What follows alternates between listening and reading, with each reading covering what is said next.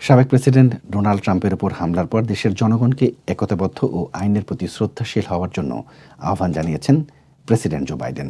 Oval office থেকে দেশবাসীর উদ্দেশ্যে দেয়া এক ভাষণে তিনি বলেন, বর্তমান সময়ে যুক্তরাষ্ট্রের মানুষের একমাত্র লক্ষ্য ঐক্যবদ্ধ থাকা, একসাথে কাঁধে কাঁধ মিলিয়ে একে অপরের পাশে দাঁড়ানোর চেয়ে বেশি গুরুত্বপূর্ণ আর কিছুই হতে পারে না। আমরা এটা করতে পারি। জো বাইডেন আরও বলেন, আমাদের মতানৈক্য থাকতেই পারে এবং নির্বাচনের সময় আবেগ যতই প্রবল হোক না কেন, রাজনীতি যেন কখনোই সহিংসতার অংশ না হয়। এখন আমরা যে সিদ্ধান্ত নেব তা আগামী কয়েক দশক ধরে আমেরিকা ও বিশ্বের ভবিষ্যৎকে গঠন করবে।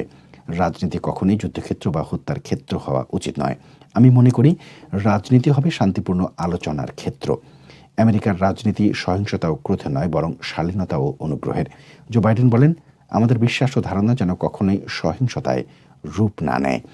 বুলেটের মাধ্যমে নয়, ব্যালট বাক্স যেন পার্থক্য তৈরি করে। যুক্তরাষ্ট্রকে পরিবর্তন করার ক্ষমতা জনগণের হাতে, কোনো হত্যাকারীর হাতে নয়। বাইডেন তার ভাষণে আরও বলেন, হত্যাকারীর উদ্দেশ্য কী ছিল তা এখনও পরিষ্কার নয়।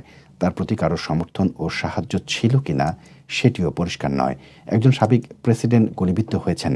একজন আমেরিকান নাগরিক তার পছন্দের প্রার্থীকে সমর্থন দিতে গিয়ে নিহত হয়েছেন। জনগণ কখনোই সহিংসতার পথে হাঁটতে রাজি নয়।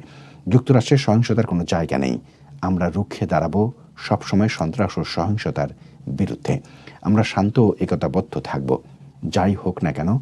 আমার মতের সাথে আপনাদের মতবিরোধ থাকতেই পারে, কিন্তু আমরা কেউ কারো শত্রু নই।